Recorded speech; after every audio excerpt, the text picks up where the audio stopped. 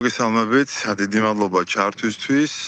დიახ, ორი სიტყვით ვიტყვი რომ დიახ აგვისტო ყოველთვის ძალიან მძიმე თუ არის ჩვენთვის, თუმცა თუ ეს საბოლოო ჯამში და რა თქმა უნდა აქვს სანაირი მნიშვნელობა 18 წელი შესრულდა რუსეთ-საქართველოს ომის შემდგომ პერიოდია და ჩვენთვის ყოველი დღე, ყოველი თვე და ყოველი წელიწადი ძალიან მძიმეა, ვინაიდან სამწუხაროდ არანაირი პროგრესი ანტისაოკუპაციო კუთხით სამწუხაროდ არ არსებობს. რაც შეეხება შეფასების ეგრეთ წოდებული ხელისუფლების მე აქედანვე დავიწყებდი ემით რომ გაგახსენებდით და ამ დღეებში ძალიან აქტიურად ზიარდებოდა სოციალურ ქსელში კობახიძის 2018 წლის განცხადება, სადაც ის მკაფიოდ ცალსახად აფიქსირებს პოზიციას, რომ რუსეთმა დაიწყო ომი, რუსეთი აგრესორია, რუსეთი ოკუპანტია, ასე შემდეგ აბსოლუტურად ასე ვთქვათ მართებულ და სწორ პოზიციას აფიქსირებდა 2018 წელს. შეცვლილი არის პოზიცია 180 გრადუსით და დღეს ჩვენ ვისმენთ გაცხარებულ, ასე ვთქვათ, განცხადებებს ხელისუფლების მხრიდან, რომელიც მაქსიმალურად ცდილობს მიუახლოვოს და დააფიქსიროს ის პოზიცია, რომელიც მხოლოდ და მხოლოდ ერთ მხარეს აწყობს. ეს არის თავის ოკუპირებულ ანკლავებთან ერთად, ანუ ჩვენს ასე ვთქვათ, ოკუპირებულ ტერიტორიებთან ერთად, სადაც ვითომ დამოუკიდებელი წარმონაქმნები არის შექმნილი. და ეს არის უკვე ცალსახად ჩვენ დიდი ხანია ვსაუბრობდით აი ამ ქართული ოცნების პოზიციაზე, რომელიც მნიშვნელოვნად ემთხვევა რუსეთის პოზიციას, რომელიც ატარებს რუსეთის ინტერესებს და ფაქტობრივად ეს ცხარე კამათში შემოდიან. გიმტკიცებენ იმას, რის დამტკიცებასაც რუსეთი ვერ ახერხებდა წლების განმავლობაში, რაზეც მთელი ცივილიზებული სამყარო შეჯერდა.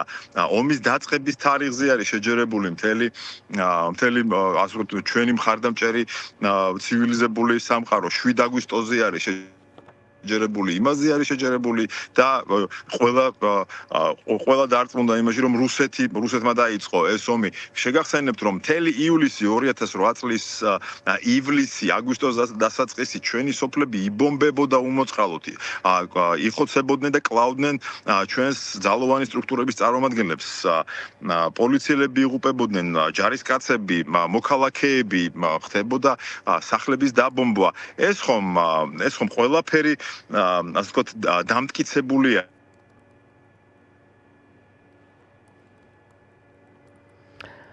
თქვენ უსმენთ დავით კაცარავას. კი ბატონო, დავით რუსეთმა დაიწყო ომი, რუსეთი არის აგრესორი, რუსეთი არის ოკუპანტი და ამ დროს ჩვენ ვხედავთ აი ამ ეგრეთ წოდებული ხელისუფლების ნუვალატეთა ასე ვთქვათ, დიდი ლაშქარი არის, ხო? რომელიც მხოლოდ და მხოლოდ რუსეთის სასარგებლოდ გაჟღერებულ პოზიციებს აჟღერებს, რომ არა 7-ში ჩვენ დავბომბეთ და 8-ში შემოვიდნენ რუსები. აი წარმოუდგენელი ნარატივი ჟღერდება ერთხმად აი ამ მიხეილ ყაველაშვილის და დანარჩენების მხრიდან, რომლებიც კიდევ ვიმეორებ არ ვიცი საკუთარი ბოღმით დაბრმავებულები არიან თუ და ბრაზით თუ სხვა რა ამოძრავებს, მაგრამ მე ერთის არ მჯერა, რომ ისინი ვერაცნობიერებდნენ თუ რა ზიანი მოაქვს მათ პოზიციას, მათ განცხადებებს ჩვენი ქვეყნისთვის. ამიტომ დღესდღეობით ჩვენ პირდაპირ ეთერში, ასე ვთქვათ, ყოველდღიურ რეჟიმში თვალყურს ვადევნებთ საქართველოს ღალატის ქრონიკას ქართული ოცნების შესრულებით.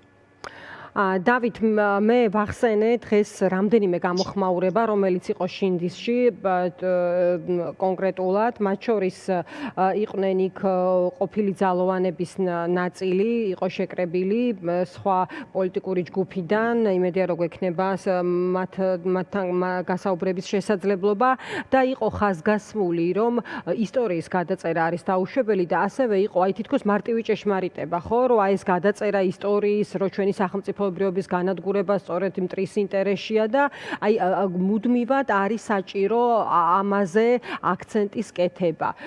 Როგორ ფიქრობთ, აი არის პროცესი, რომელიც აი სწორედ ამას უპირისპირდება, რისი ნიველირებაც უნდა მოხდეს და იგივე თქვათ აი თარიღისა და ვობა ეს ხომ მხოლოდ კალენდარული ამბავი არ არის, ხო? ეს არის საკითხი, რომელზე დაფუძნებითაც